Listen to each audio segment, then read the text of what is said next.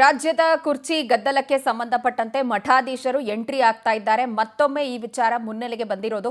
ಇದೀಗ ಗೃಹ ಸಚಿವ ಡಾಕ್ಟರ್ ಜಿ ಪರಮೇಶ್ವರ್ ಪರವಾಗಿ ಮಠಾಧೀಶರು ಬ್ಯಾಟ್ ಬೀಸ್ತಾ ಇದ್ದಾರೆ.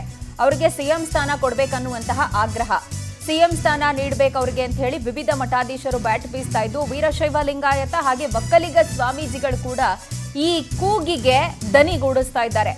ಒಕ್ಕಲಿಗ ಮಠದ ಹನುಮಂತನಾಥ ಸ್ವಾಮೀಜಿ ಗೃಹ ಸಚಿವರ ಪರವಾಗಿ ಬ್ಯಾಟ್ ಬೀಸ್ತಿದ್ದಾರೆ. ಸಜ್ಜನಿಕೆಯ ರಾಜಕಾರಣಿ ಪರಮೇಶ್ವರ್ ಸಿಎಂ ಆಗಲಿ ಅಂತ ಆಗ್ರಹಿಸಿದ್ದಾರೆ. ಪಕ್ಷದ ನಿಯಮದಂತೆ ಕೆಪಿಸಿಸಿ ಅಧ್ಯಕ್ಷರು ಸಿಎಂ ಆಗಬೇಕು. ಕಳೆದ ಬಾರಿ ಡಾಕ್ಟರ್ ಜಿ ಪರಮೇಶ್ವರ್ ಅವರಿಗೆ ಅವಕಾಶ ತಪ್ಪಿತ್ತು, ಬಟ್ ಈ ಬಾರಿ ಪರಮೇಶ್ವರ್ಗೆ ಅವಕಾಶ ಕೊಡಬೇಕು ಅನ್ನುವಂತ ಆಗ್ರಹ ಇದೀಗ ಒಕ್ಕಲಿಗ ಮಠದ ಸ್ವಾಮೀಜಿಯಿಂದ ಕೇಳಿ ಬರ್ತಾ ಇದೆ.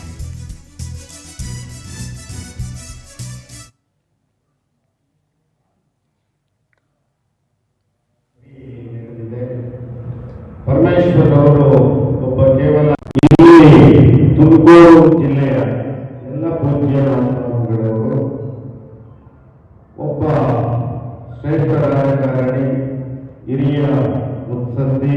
ಇಲ್ಲಿ ತುಮಕೂರು ಜಿಲ್ಲೆಯ ಎಲ್ಲ ಪೂಜ್ಯ ಸ್ವಾಮಿಗಳವರು ಒಬ್ಬ ತುಮಕೂರು ಜಿಲ್ಲೆಯ ಉಸ್ತುವಾರಿ ಸಚಿವರು, ಗೃಹ ಸಚಿವರಾದಂತಹ ಸನ್ಮಾನ್ಯ ಡಾಕ್ಟರ್ ಜಿ ಪರಮೇಶ್ವರ್ ಅವ್ರನ್ನ ರಾಜ್ಯದ ಮುಖ್ಯಮಂತ್ರಿಗಳಾಗಿ ಮಾಡಬೇಕಾಗ್ತದೆ.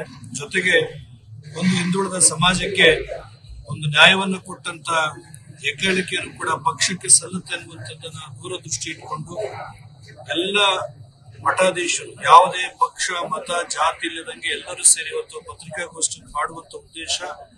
ಇವತ್ತು ಅವಕಾಶಗಳು ಒದಗಿ ಬಂದಾಗ ನಮ್ಮ ಜಿಲ್ಲೆಗೆ ಸಮಗ್ರ ಅಭಿವೃದ್ಧಿ ಆಗಬೇಕು. ನೀರಾವರಿ ಇರಬಹುದು, ಮೆಟ್ರೋ ಯೋಜನೆಗಳಿರ್ಬೋದು, ಶಾಶ್ವತವಾಗಿರುವಂತಹ ಕುಡಿಯುವ ನೀರು ಯೋಜನೆ ಇರಬಹುದು, ಅನೇಕ ಯೋಜನೆಗಳು ಪರಿಪೂರ್ಣತೆ ಕಾಣಬೇಕು ಅಂತ ಹೇಳಿದ್ರೆ ಮುಖ್ಯಮಂತ್ರಿ